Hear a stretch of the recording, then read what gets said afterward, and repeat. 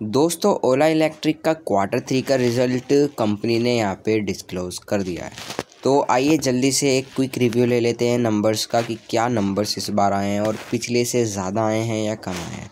तो स्टार्ट करेंगे हम टोटल इनकम से। टोटल इनकम या फिर आप कह सकते हैं रेवेन्यू कितना कमाया है कंपनी ने।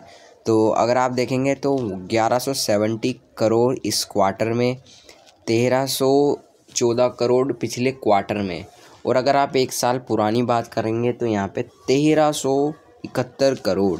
तो अगर आप देखते हैं तो यहाँ पे क्वार्टर वाइज भी नंबर जो है कम है, रेवेन्यू में भी कम है, मतलब कमाया ही कम है।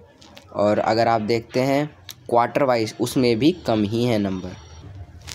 चलिए अब ज़रा एक्सपेंस देख लेते हैं। तो कंपनी का जो इस साल का मतलब इस क्वार्टर का जो रेवेन्यू है वो इतना है, और फिर कंपनी को कुछ खर्चे भी होते हैं, cost of material, stock in trade purchase, ठीक है। तो बहुत सारे यहाँ खर्चे भी होते हैं। तो उन खर्चे देख लेते हैं कि खर्चे एक्सपेंस कितना किया कंपनी। यहाँ देखिए इस क्वार्टर में 1505 करोड़ का तो खर्चा किया है और रेवेन्यू किया है सिर्फ 1172 करोड़ का। तो आपको दिख रहा होगा, अगर आप इसे माइनस करेंगे इसमें से तो आपको दिखेगा यहाँ पे लॉस। तो कंपनी ने खर्चा ज़्यादा किया है, रेवेन्यू कम किया है, ठीक है। तो अगर हम देखते हैं सारे टैक्सेशन हटाने के बाद जो कि प्रॉफिट फॉर द पीरियड होता है, लेकिन इनके केस में यहाँ लिखा हुआ आ रहा है लॉस फॉर द पीरियड, क्योंकि कंपनी ने किया ही जब लॉस है। तो यहाँ देखिए तो 564 करोड़ का लॉस कंपनी ने किया है।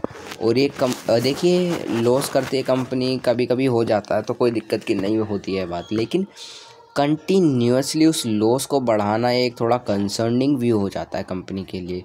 जैसे कि अगर आप देखेंगे तो एक साल पहले सिर्फ 350 करोड़ का ही यहाँ लॉस था, फिर यहाँ पे लगभग 500 करोड़ का हो गया, अब हो गया 564 करोड़ का। तो अगर आप देखेंगे तो हर क्वार्टर वाइज और यहाँ पे अगर देखते हैं तो ईयर वाइज भी हमारे जो लॉस के नंबर है ना वो बढ़ते जा रहे हैं। यहाँ पे एटलीस्ट प्रॉफिट हल्का सा तो आता है, लेकिन नहीं, यहाँ पे सिर्फ लॉस ही बढ़ता जा रहा है, ठीक है। तो देखते हैं, गंदा रिजल्ट आया obviously. Profit for the period अगर देखें, लॉस फॉर द पीरियड काफ़ी ज़्यादा लॉस है, कंपनी ने एक्सपेंस ज़्यादा किया और रेवेन्यू तो इस बार आया ही नहीं है। रेवेन्यू तक अब ऐसा भी हो सकता है ना कि कंपनी कमा रही है कि तब खर्चे वर्चे ज़्यादा हो जाएँ, तब प्रॉफिट थोड़ा ऊपर नीचे हो जाता है, लेकिन कंपनी ने रेवेन्यू ही कम किया है, कमाया ही कम है, ठीक है। तो अब देखते हैं इसका मार्केट कैसा बिहेव करती है आज तो मैं देख नहीं पाया market due to some reasons. कल देखते हैं मार्केट इस शेयर पे कैसे रिएक्ट करेगा।